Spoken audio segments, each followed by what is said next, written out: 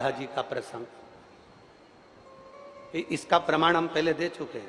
पर जिसकी दृष्टि में सियोर वाला महाराज गलत है तो वो जिंदगी भर कितना भी प्रमाण दे ले, जैसे माता जानकी प्रमाण दे देकर आखिरी में जमीन में चली गई पर उसकी किसी ने नहीं मानी। ऐसा चाहते हैं दुनिया के लोग कि तुम प्रमाण देते रहो देते रहो देते रहो। क्या प्रमाण दें, क्या प्रमाण चाहिए? इस व्यासपीठ से मेरी मां ने सौगंध खाकर बिठाया था कि प्रमाण इस व्यासपीठ से वो शब्द बोलना जो हमारे शास्त्रों में है। ब्रह्म वैवर्त पुराण में से राधा का संवाद, राधा रानी का संवाद बोला। इसके बाद राधा रहस्य में से राधा जी का संवाद बोला। गौड़िया संप्रदाय की काली पीठ से निकलने वाली पुस्तक में राधा जी का संवाद लिखा है जो हमने बोला। और प्रसन्नता ब्रज 84 कोस में अनय घोष का मंदिर है, वहां जाकर दर्शन करो जावड़ गांव में, उसका प्रसंग कहा। उसके बाद कितना प्रमाण चाहिए तुमको? और बात है राधा रानी की, वो तो मेरी मां है। मैंने इस व्यासपीठ पर बैठने से पहले बाल्यावस्था में 1999 में जब पहली कथा चालू करी थी तब हमारे पास धन नहीं था।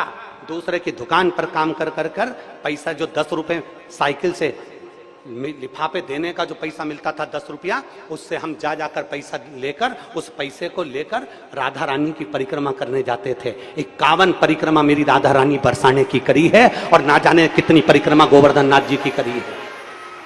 वो तो मेरी मां है, उसके चरणों में तो मेरा शीश जिंदगी भर पड़ा रहे। और जिस दिन मेरी राधा रानी मुझको इशारा कर कर बुला ले कि मेरे चरणों का दास बन जा, यहां बैठकर मेरे दरवाजे की चाकरी करना, झाड़ू लगाना, तो झाड़ू लगाने के लिए तैयार हूं। व्यासपीठ छोड़कर मेरी राधा रानी के चरणों में बैठ जाऊंगा। और माफी की बात करते हो, इस राधा रानी के चरणों में तो मेरी पूरी जिंदगी, मेरा खानदान और मेरा कुटुंब पड़ा है। क्योंकि देवी भागवत में लिखा है राधा शिव का अवतार और कृष्ण पार्वती का अवतार है। मेरे शंकर का स्वरूप मेरी राधा रानी, मेरे गोवर्धन नाथ, मेरा ब्रज उससे बिसराता नहीं है।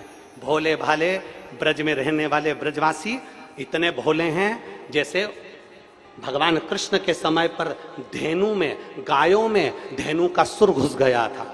और धेनु का सुर घुस गया, पूरी गायों को परेशान कर कर, उनको भ्रमित कर कर, तब भगवान कृष्ण पहचान गए थे कि धेनु का सुर है। कई ऐसे इन ब्रजवासियों को भ्रमित कर रहे हैं क्योंकि ब्रजवासी बड़ा भोला होता है, बड़ा सहज होता है।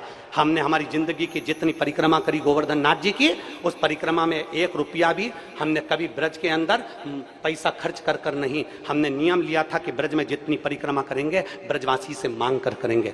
मेरे गोवर्धन नाथ जी की परिक्रमा में जितने ब्रजवासी रहते हैं सब पहचानते हैं सियोर वाले को कि बचपन से परिक्रमा करता है। जब चड्डी पहनता था हाफ, उस समय से परिक्रमा करता था और ब्रजवासियों से 2 रोटी मांगकर खा लेता था। मेरे ब्रजवासी इतने भोले होते थे कि बिठाकर छाछ भी पिलाते थे। आज उन ब्रजवासियों में कुछ लोग ऐसे घुस गए हैं जो इस शिवपुराण का विरोध करना चाहते हैं, इस व्यासपीठ का विरोध करना चाहते हैं, प्रदीप मिश्रा का विरोध करना चाहते हैं। वो लोग राधा रानी की आड़ में बदनाम करना चाहते हैं और ब्रजवासी इतना भोला है कि वो समझ नहीं पा रहा। आप कहो जिस दिन राधा रानी के चरणों में आकर दंडवत कर लूं, आप बोलो जितने दिन तक राधा रानी के चरणों में पड़ा रहूं, मेरी मां है वो, उससे मेरा बेर नहीं है। जो कुछ बोलूंगा प्रमाण से बोलूंगा, बिना प्रमाण के कुछ नहीं बोलूंगा। और जिस जिस महाराज को प्रमाण चाहिए, कुबेरेश्वर धाम खुला पड़ा है, आ जाओ और प्रमाण लेकर जाओ। जिस जिसको प्रमाण चाहिए, कुबेरेश्वर धाम खुला पड़ा है।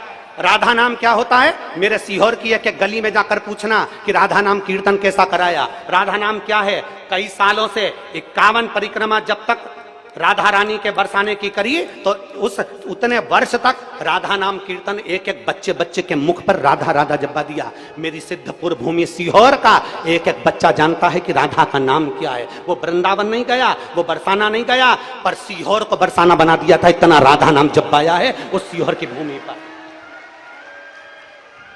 तुम क्या सहज समझते हो? और सोशल मीडिया वाले सोचते हैं कि बदनाम करेंगे। अरे मेरे शंकर के भक्त हैं, ये तो राधा रानी की कृपा है।